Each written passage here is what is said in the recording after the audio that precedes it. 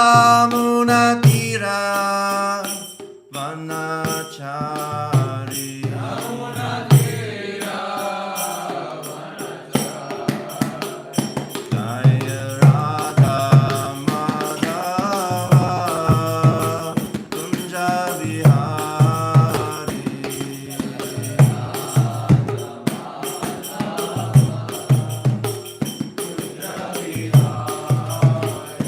Jaya Radha Madhava Kunja Vihari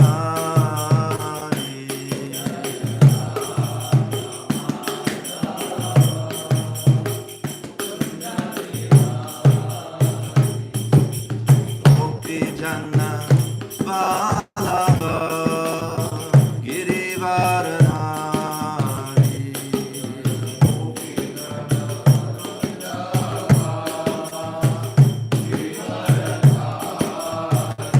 Jaya Gopi Jana Vallabha Girivaradhari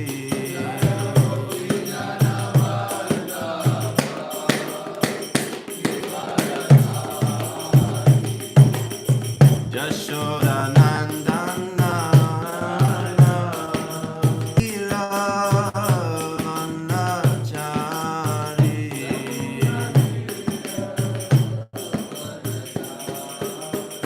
Jaya Radha Madhava Kunja Vihari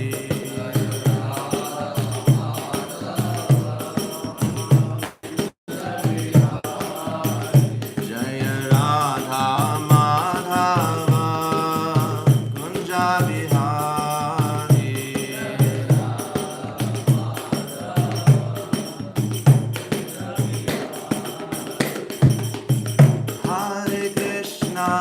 Hare Krishna Krishna Krishna Hare Hare Hare Rama Rama Rama Hare Hare Hare Krishna Krishna Krishna Hare Hare Hare Rama Rama Rama Hare Hare Hare Krishna Krishna Krishna Hare Hare Hare Rama Rama Rama Hare Hare Hare Krishna Krishna Krishna Hare Hare Hare Rama Rama Hare Hare Jaya Radha Madhava Radhe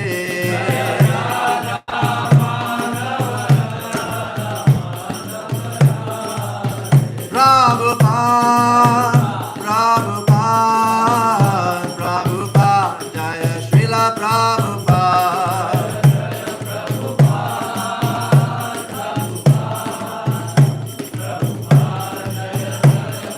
Nitai Gaura Hari Bol Hari Bol Hari Bol Nitai Gaura Hari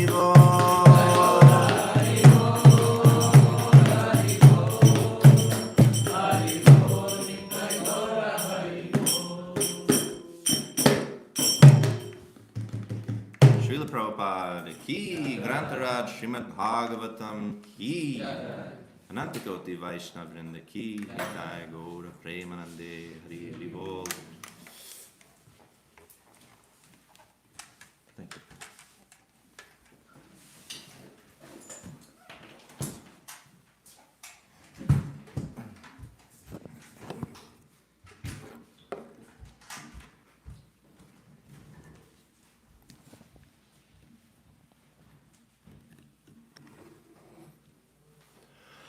Om Namo Bhagavate Vasudevaya.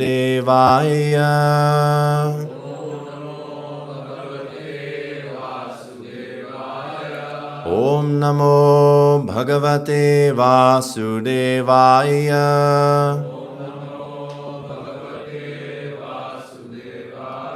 Om Namo Bhagavate Vasudevaya.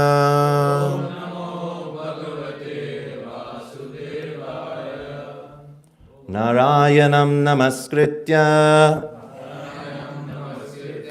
Naram Chaiva Narottamam Devim Saraswatim Vyasam Tato Jayamudirayet Nashta Prayeshva Bhadreshu Nityam Bhagavata Sevaya Bhagavati Uttama Shloke Bhaktir Bhavati Naishtiki Om Ajnanatimirandhasya Jnananjana Shalakaya Chakshurunmilitayena Tasmai Shri Gurave Namaha. I was born in the darkest ignorance, and my spiritual master opened my eyes with the torchlight of knowledge. I offer my respectful obeisances unto him. This is as far as we... Okay. Vancha kalpatarubhyascha kripa sindhubhya eva cha patitanam pavanebhyo vaishnavebhyo namo namaha. So, I apologize that you have to listen to me 2 days in a row, somehow or other. That's what has happened. We're reading today from the Srimad Bhagavatam, 10th canto, chapter 6, text 31 to 44, which will conclude the chapter. This is on the killing of Putana. So,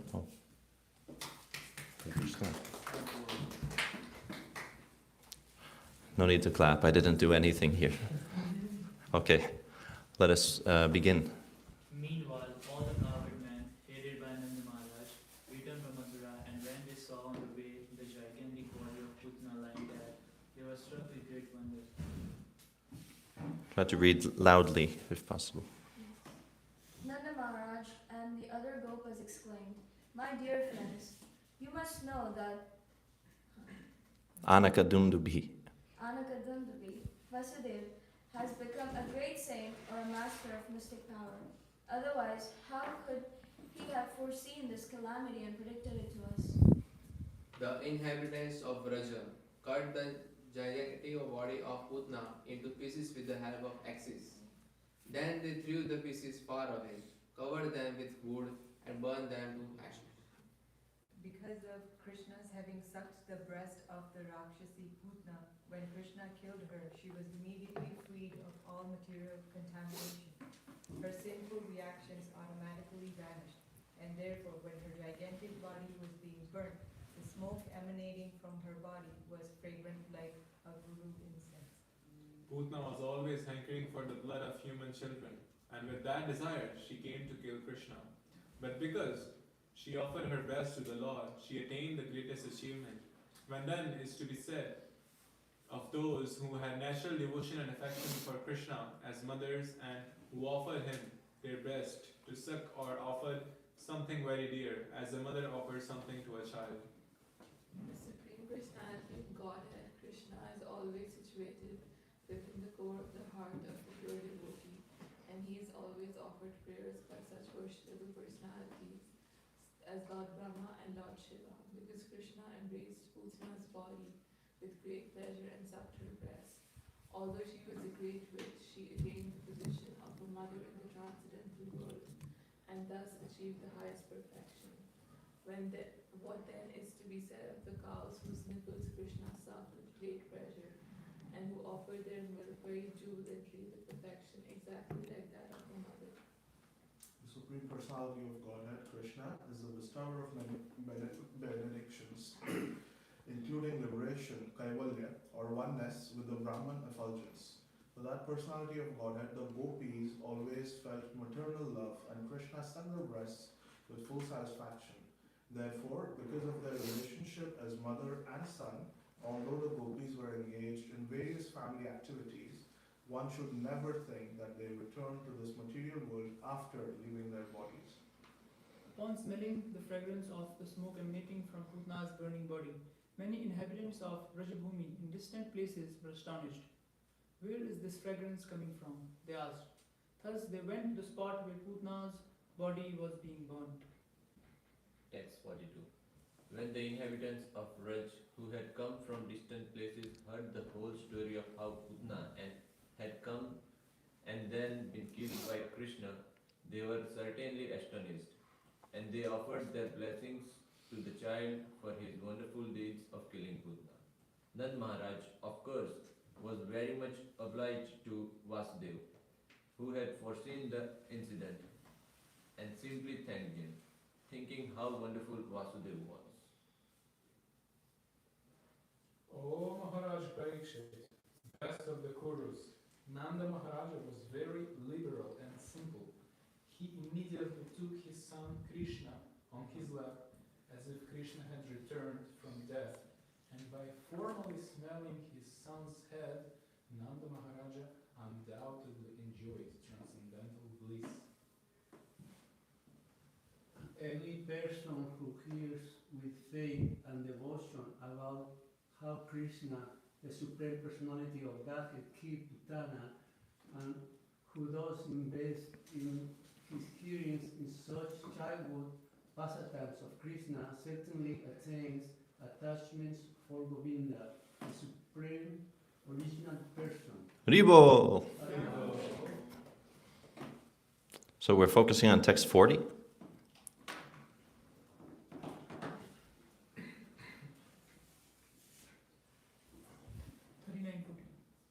39 and 40? Will we do the Sanskrit for both? Yes. Okay. Payang siya samapibat putra snehas snutanyalam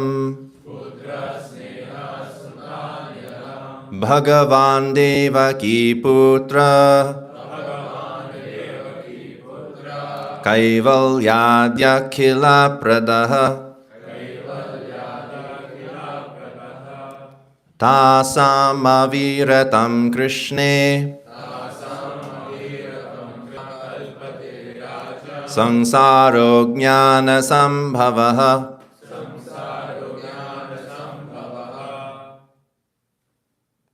Someone else can.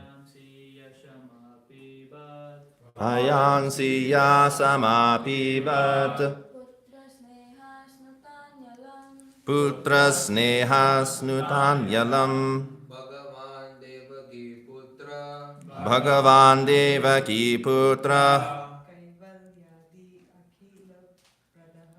Kaivalyadakila pradaha Tasamaviratam Krishne Tasamaviratam Krishne Kurvatinam sutekshanam Na punah kalpate rajan Samsaro jnana sambhavaha Payang siya samapibat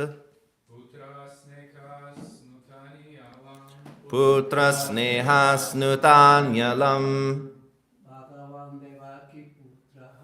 Bhagavan Devaki putra Kaivalyad Kaivalyadhyakila pradaha Tasam aviratam Krishne Kurvatinam sutekshanam Punah kalpate rajam Sangsaro jnana sambhavaha. Word for word.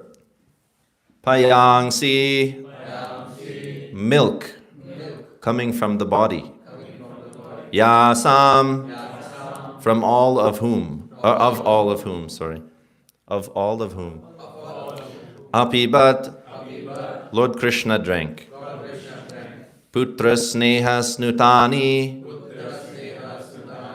that milk coming from the bodies of the gopis,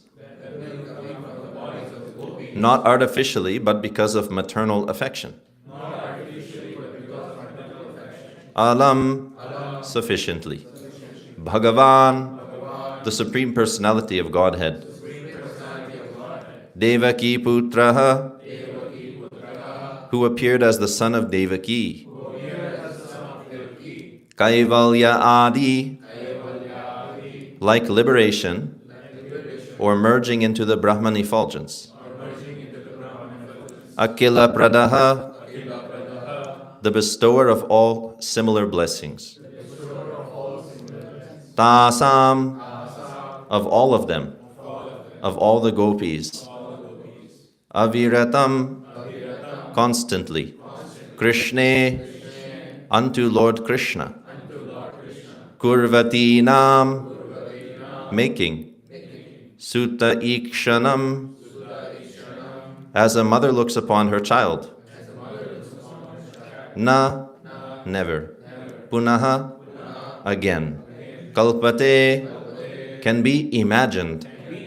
Rajan, O King Parikshit.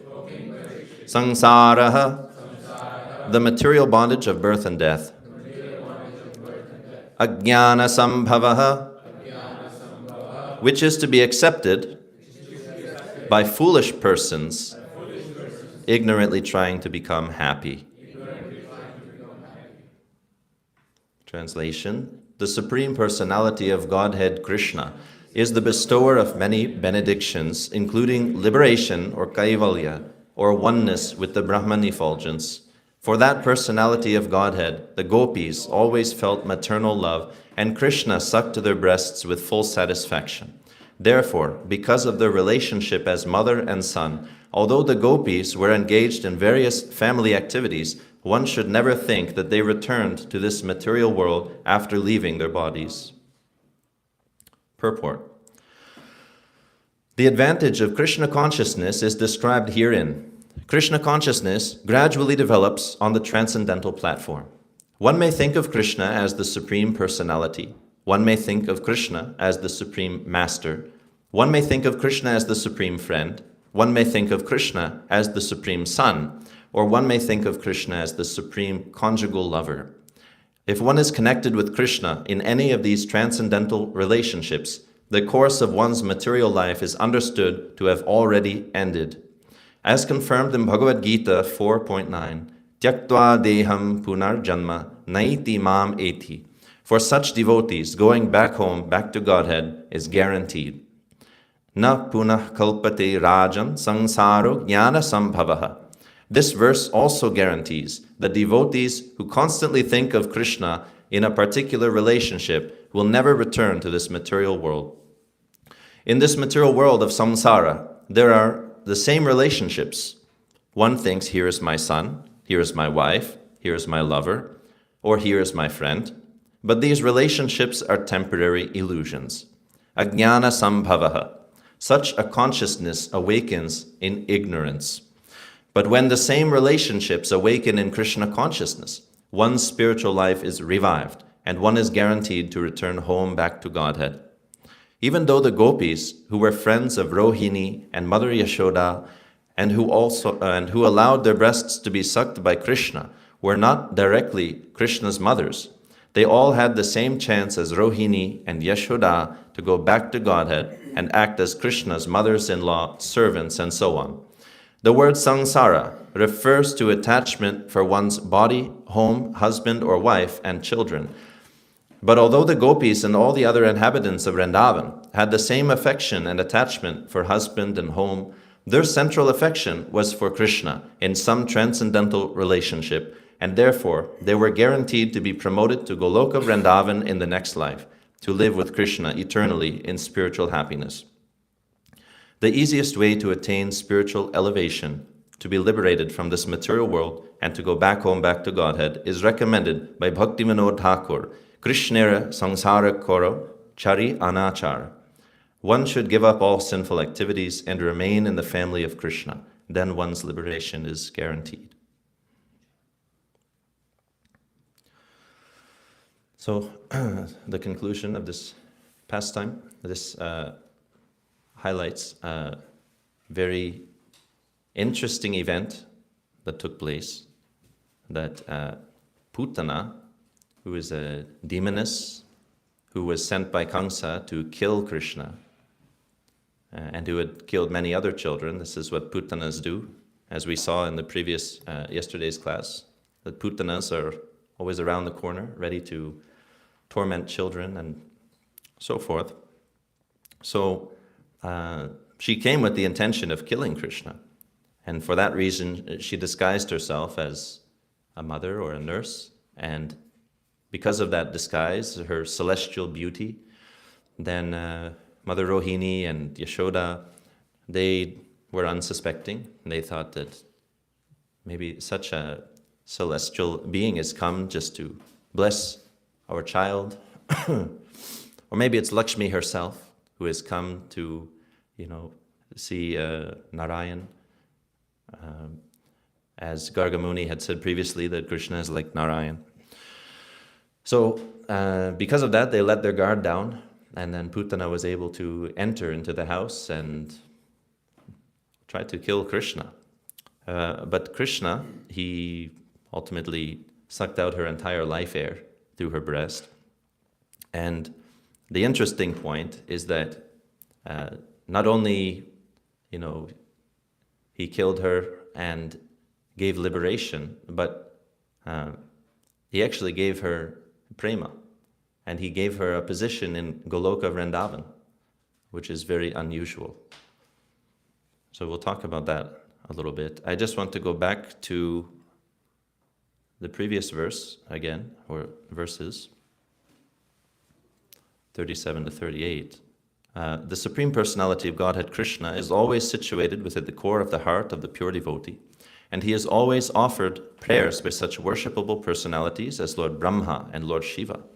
Because Krishna embraced Putana's body with great pleasure and sucked her breast, although she was a great witch, she attained the position of a mother in the transcendental world, and thus achieved the highest perfection.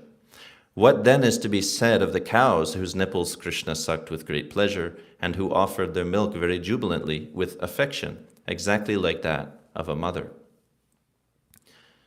So the purport is not very long, but I'd like to read it.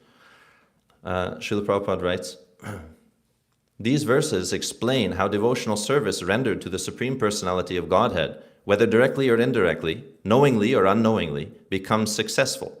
Putana was neither a devotee nor a non-devotee. She was actually a demoniac witch instructed by Kamsa to kill Krishna.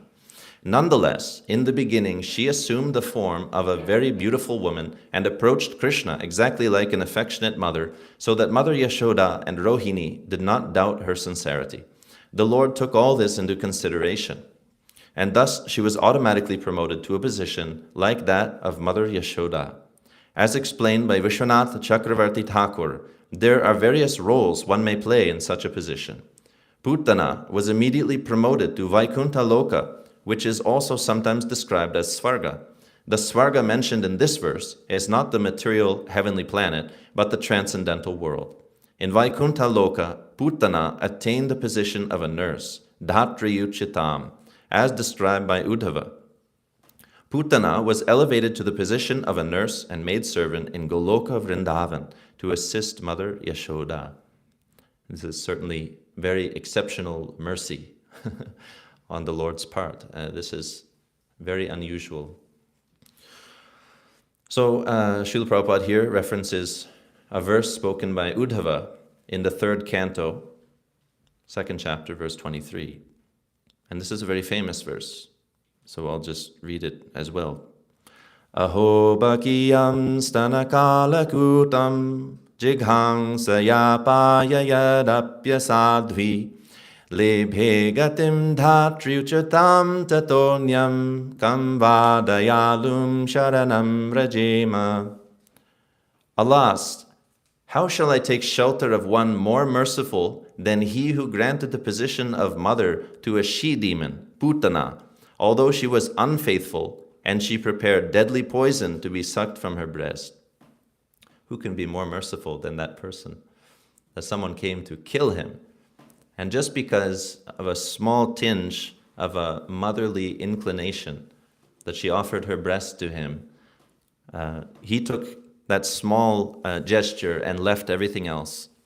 And then he elevated her to the most exalted position. Vishwanath Chakravarti Thakur comments on this verse and gives extra details in terms of her destination. He writes that even though Putana, who pretended to have sentiments of a mother, gave him poison to kill him, she attained a position in Goloka similar to the nurses of Krishna. Krishna has two real nurses named Ambika and Kalimba. Though Putana only had the dress of a devotee, she attained love suitable to a devotee. Though she hated the Lord, he made her a special example. Right? This is very unique. This incident shows Krishna's quality of giving liberation and bhakti to even those who hate him. So he attained a position as a servant of Ambika and Kalimba, the two nurses of Krishna. Ambika is a dear friend of Yashoda. She's the primary nurse. And so somehow or other, Putana attained a position in service of these nurses. It's very exceptional. So Vishwanath Chakravarti Thakur here mentions this quality of Krishna. And this quality is listed by Rupa Goswami in the Bhakti Rasamrita Sindhu, or Nectar of Devotion. Krishna has 64 qualities mentioned there. He has more than 64. Rupa Goswami mentions that these are only, this is not an exhaustive list. These are, prominent qualities we find in the pastimes of the Lord in the Shastras. So there are 64 such qualities. The first 50 of those qualities are shared by all living entities, that to the degree that we become pure, then the jivas can also develop these qualities, like beauty, intelligence, and so on. Very generic kind of qualities. Then there's a further 5 qualities that are shared by some of the demigods, like Brahma and Lord Shiva. And it's interesting to note on that point that Vishwanath mentions not just any like Shiva or Brahma, but actually like Sada Shiva, which is actually an avatar of the Lord. So they can attain up to 55 qualities. And then there's an additional 5 qualities, up to 60, which are shared by all the Vishnu Tattva expansions. All the Narayan forms have those additional qualities. And then there's 4 other qualities unique to Krishna. So those 5 qualities shared by all the Vishnu expansions, one of those qualities is called Hatari Gati Dayaka. And Rupa Goswami writes the definition, Mukti Data Hatarinam Hatari Gati Dayaka. So Mukti Data, the giver of liberation, is known as, the giver of liberation to those he kills, is known as Hatari Gati Dayaka, the giver of the goal to those he kills. On this definition, Jiva Goswami comments, liberation mentioned in this definition is representative only and should be understood to include giving bhakti to persons such as Putana as well. So Krishna is the giver of liberation to those he kills. Jiva Goswami mentions that mukti here includes, it's a category that includes all the different gatis, all the different destinations, the highest being bhakti. This has been indicated with Ami Krishne Kilad Bhutaha. These qualities become more astounding in Krishna. So when Rupa Goswami lists those 5 qualities of Narayan, including this quality, at the end of the verses he mentions this, that these qualities are more astounding in Krishna. So they're present in Narayan and other Purusha avatars, but in Krishna, they reach an exceptional height sweetness.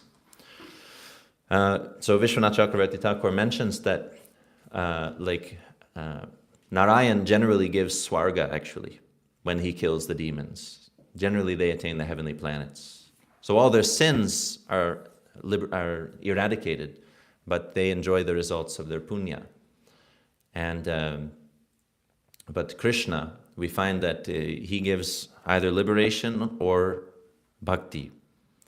And in the Laghu Bhagavatamrita of Rupa Goswami, he uses this as an argument to demonstrate how Krishna is the Supreme Personality of Godhead, above all of the other avatars as well. He narrows down that there are 3 avatars, 3 forms of the Lord, which are almost equal in supremacy. It is known as the Paravastha. There's Nrsimha, Ramachandra, and Krishna. We also would include, Lord Chaitanya in that category, but in these texts, he's not mentioned, explicitly. So Nrsimha, he is the personification of this virya, of power, ferocity. So he's like most ferocious form of the Lord, most power and strength and so on. Just above him is Ram, who has prominence of sweetness or madhurya. And then above Ram is Krishna, who is exceptional by dint of his beauty, unparalleled beauty. And that beauty, Bhagavan has those 6 qualities. He's all beautiful, most beautiful, completely renounced, all powerful, and so on. That quality of beauty is actually his prominent quality, from which all the others are derived. So he's beautiful because he possesses all of these qualities. In this way, Rupa Goswami establishes that Krishna is supreme because we see that Nrsimha, he killed Hiranyakashipu and Hiraksha, but they again took birth. They were not liberated after that. They took birth in the pastime of Ram as Ravana and Kumbhakarna. Ram slayed them. They took birth again in the pastimes of Krishna as Shishupal and Dantavakra. When Krishna killed them, they were liberated. So he uses this as an argument to demonstrate how Krishna is the highest, Swayam Bhagavan. That's an interesting point. But here we see, not only can he give liberation, but in an exceptional case like this, he gives bhakti. There's a nice verse in the 10th canto, chapter 14, text 35. This is spoken by Brahma after the Brahma Vimohan Leela, where he realizes the position of Krishna and he's praying to become even the blade of grass in Vrindavan. He says, "My mind becomes bewildered just trying to think of what reward other than you could be found anywhere. You are the embodiment of all benedictions, which you bestow upon these residents of the cowherd community of Vrindavan. You have already arranged to give yourself to Putana and her family members in exchange for her disguising herself as a devotee. So what is left for you to give these devotees of Vrindavan, whose homes, wealth, friends, dear relations, bodies, children, and very lives and hearts are all dedicated only to you?" This is the verse, yeah. So Krishna is so generous, he gave himself to Putana, who was not even a devotee, who wanted to kill him just because she dressed like his devotee and pretended to offer him service. Just for that gesture, he gave the highest goal. So now, what's left to give the Brajvasis or other devotees who are sincerely trying to serve Krishna? Yeah? Brahma's confused about this, like, what is left over? You've already given yourself. There's another nice verse in the 10th canto of text, chapter 48, text 26, spoken by Akrura. He offers this prayer when Krishna and Balaram come to visit him at his home in Mathura. He says, "What learned person would approach anyone but you for shelter, when you are the affectionate, grateful, and truthful well-wisher of your devotees? To those who worship you in sincere friendship, you reward everything they desire, even your own self, yet you never increase or diminish." So he's ready to give himself. If he's given himself to Putana, that now eternally she has the position of a nurse of the Lord. And those nurses, they're like wet nurses, that they help also in breastfeeding and looking after the children. So she's practically got an equal position with Mother Yashoda and the other gopis in Vatsalya Bhav. And for what? What did she do to deserve that? So it's nothing on Putana's part. In the Bhakti Rasamrita Sindhu, Rupa Goswami mentions that there are two paths to perfection: sadhana siddha and kripa siddha. So most living entities will go through the path of sadhana bhakti. And on the strength of their advancement, step by step, from shraddha to sadhu sangha, bhajana kriya, anartha nivritti, eventually they will attain bhava and then prema by the grace of the Lord and his devotees, but by following a disciplined sadhana. But the other category, kripa siddha, they just attain perfection by the causeless mercy of the Lord. And this is an example of that. Putana did no sadhana. In fact, she did the opposite. She wasn't trying to cultivate a relationship with Krishna. She was trying to murder him. Yeah. So this is when devotees who have love for the Lord, when they hear of this event, their hearts swell with affection, and they're completely amazed by this quality of Krishna. It's quite an exceptional quality. Liberation we can understand, that he gives liberation. He frees them from their sins, right? But to give prema, he doesn't give prema to just anyone. Usually he's very selective with who he gives prema. So, nonetheless, this is a quality of Krishna, and indeed of all of the Vishnu avatars, but when this quality is present in Krishna, we see that it reaches its height of sweetness, that he's so merciful. So we can have a little bit of hope that, if someone such as Putana can attain the mercy of the Lord, if we are sincerely engaged in Krishna consciousness, not with a desire to kill Krishna, but actually to love him, to serve him, to develop a relationship with him, there must be some place for us as well, right? This is what we can learn from this, and this is why the pure devotees, when they hear this pastime, their hearts blossom with hope, hope against hope. This verse also that we read, this 3:2:23, Aho Bhakiyam Stanakala Kutam, this appears in another special pastime. And that is the pastime where Gadadhar Pandit meets Pundarik Vidyanidhi in Navadvip. Maybe you know this pastime, yeah? So one day Chaitanya Mahaprabhu, he started saying out of nowhere, and no one knew who this personality was, but he was saying Pundarik Bap. Bap is like an affectionate word in Bengali that means father. And so he's saying like Pundarik Bap, Kotai Tumi, where are you? And they were wondering who is this person? And then they thought, well, Pundarika is the name of the Lord. He must be calling out in separation of the Lord. But then he was saying, Vidyanidhi, Vidyanidhi. He was saying, okay, this must be someone else. Who is this Pundarika Vidyanidhi? So they asked Chaitanya Mahaprabhu who he was calling for. And he explained that my dear devotee has appeared in Chattagram, and I really desire to see him. So my desire is that you bring him somehow or other here to Navadvip, that I can have his darshan.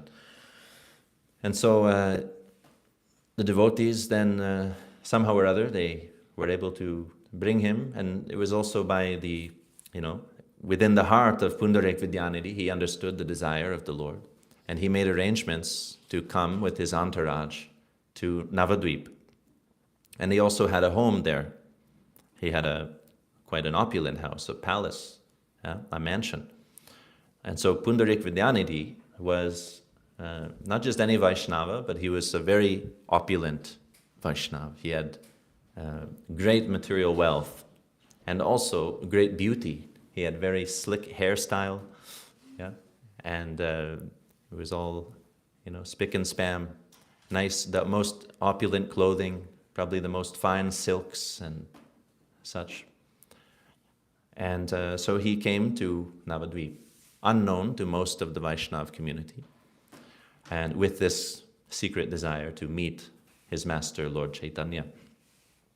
But some devotees, they did already have some relationship with Pundarik Vidyanidhi. One of them was Mukunda, who was a dear friend of Lord Chaitanya since childhood. So he knew of Pundarik Vidyanidhi's arrival in Navadvip. And so one day he came to Gadadhar Pandit, who was also his dear friend, and he said, "Gadadhar, would you like to meet a real Vaishnava?" And so Gadadhar Pandit got very excited, and he said, "Yes, let us go immediately." So they departed, and then they arrived at Pundarik Vidyanidhi's house. And then when they came in, Mukunda introduced them, Gadadhar Pandit, to Pundarik Vidyanidhi. And at that time, Pundarik Vidyanidhi was sitting on this very lavish couch, like a nice red couch with brass arms, and he was chewing pan with a very nice, fancy pan container. And he had a pure white silk bed, silk bed sheets and soft pillows and all of this. So his whole house was just like completely opulent. And so, although Gadadhar Pandit was excited to meet this great Vaishnava, but he was coming from a background of renunciation. He was a very detached devotee, and externally he lived very simply, very humbly. So, this is also a lesson for us that sometimes we think that devotees practicing Krishna consciousness should look like us. They should externally have a similar situation to us, but Vaishnavism doesn't have anything to do with the externals. And when devotees are very advanced, then externally they may appear not to, behave according to normal convention. There are many examples of that. So in this case, here's a pure devotee who is living apparently the life of a materialist. Right? So Gadadhar Pandit, when he saw this, in his heart he was a little conflicted. And he developed a kind of, we can say, offensive attitude, that he was judging Pundarik Vidyanidhi. That if you're such a devotee, why are you living like this? Enjoying sense gratification like a karmi.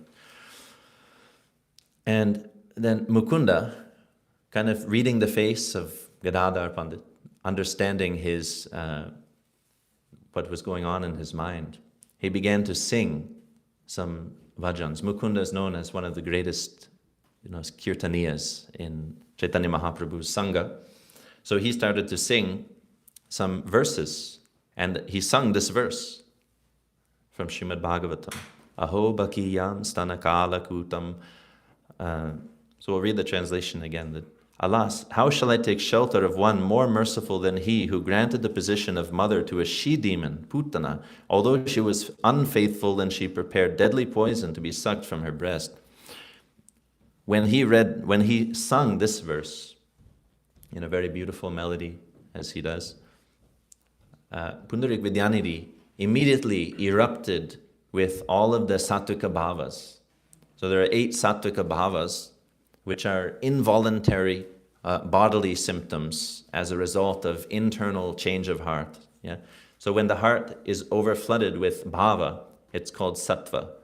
And the bhava, or the symptoms of bhav that erupt in the body from that are called sattvika bhavas. So there are 8 of them. Hair standing on end, a change of color, trembling, sweating and tears and so on. These are sattvika bhavas. So all of these asta sattvika bhavas appeared in the person of Pundarik Vidyanidhi. And his trembling was so great that he actually collapsed, and all of the opulent furniture in his house, like there was not a single piece of furniture that was left undestroyed. He just like was going around the room and smashed the couch, and because he was just like falling over in ecstasy, so he broke all of his stuff. His pan container went scattered across the floor. Even his clothes, his opulent silk clothes, were torn, and he was unbothered by this. Yeah, so and finally he was able to. After some time, he fainted. When he came to consciousness, then and he came back to a normal state of mind. Gadadhar Pandit, he was amazed. He was speechless, and he realized actually the offense that he had committed in his heart. That actually this is a great Vaishnava, and I was judging him based on externals. But he has no attachment for these material things. That's clear. He's destroyed everything that he owns. And his heart is so full of love that at the recitation of a few verses of Bhagavatam, his heart was overwhelmed. So then he came to Mukunda and he explained, his feeling. And he said, I've created a great offense at the feet of this Vaishnava. And I think there's only one way that I can rectify this offense. I don't yet have a Diksha Guru. So I would like to take initiation from Pundarik Vidyanidhi and accept him as my spiritual master and serve his lotus feet. And in this way, he saw it as this is an appropriate way to rectify his offensive mentality. And so he did end up accepting him as his spiritual master. So this is just to illustrate that how these pure devotees feel when they hear such pastimes. Maybe in us there's not much of a reaction. We think, wow, that's really cool that Putana attained prema by trying to kill Krishna. So these devotees, when they hear such things, it just like, it's a cause of great ecstasy, because we have hope. Yeah, he's so merciful that I too can attain perfection if such a person as Putana or Jagai and Madhai. Yeah, this is like the Jagai and Madhai of Krishna Lila, right? So Chaitanya Mahaprabhu also gave similar destination. Like he gave prema to Jagai and Madhai, who tried to attack them, and indeed caused Nityananda Prabhu to bleed by throwing a potsherd at his head. So this quality of Krishna is very exceptional. And that's what we can learn really from this pastime and this series of verses. So I'll end here. I went a little long maybe, but...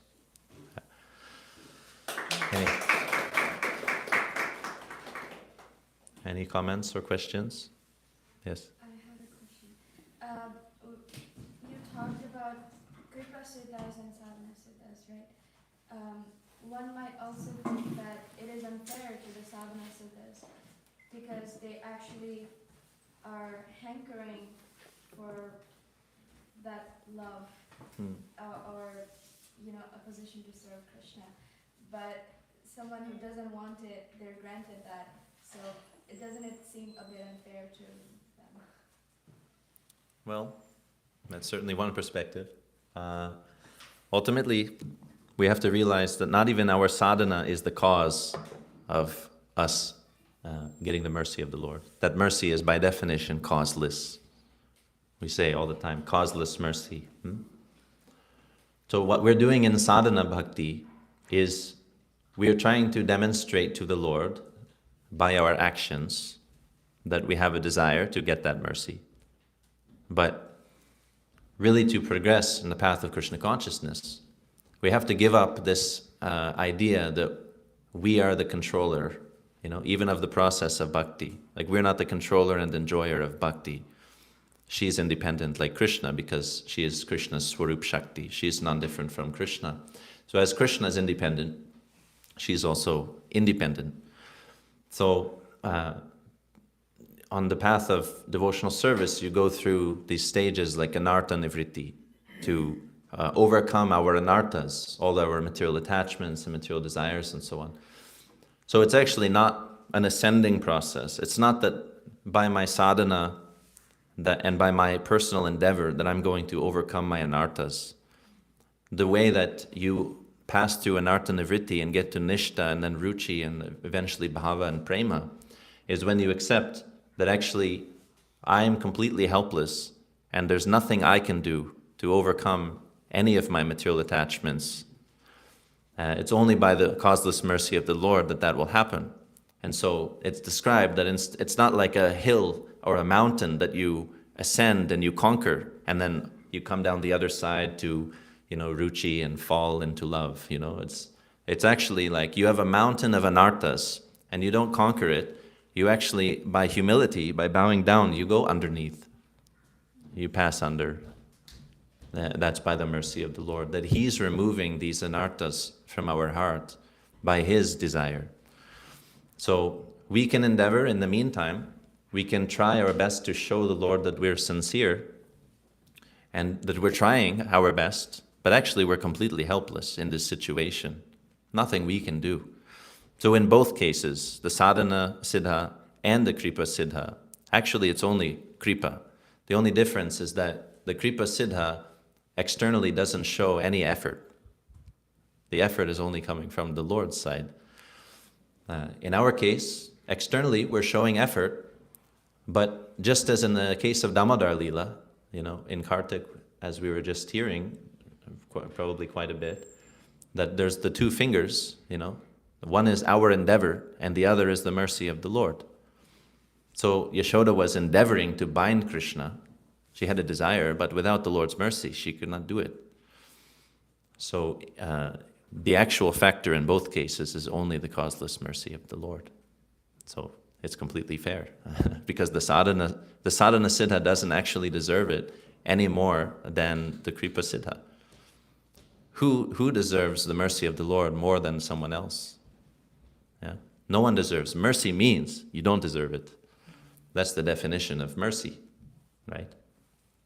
So ultimately, the sadhaka has to have this mentality that it's by my own foolishness that I turned away from Krishna, and I don't deserve actually Krishna's mercy because I'm the one who turned away from Him. It's not that Krishna threw us in this world and said, good luck, He's not a malevolent God.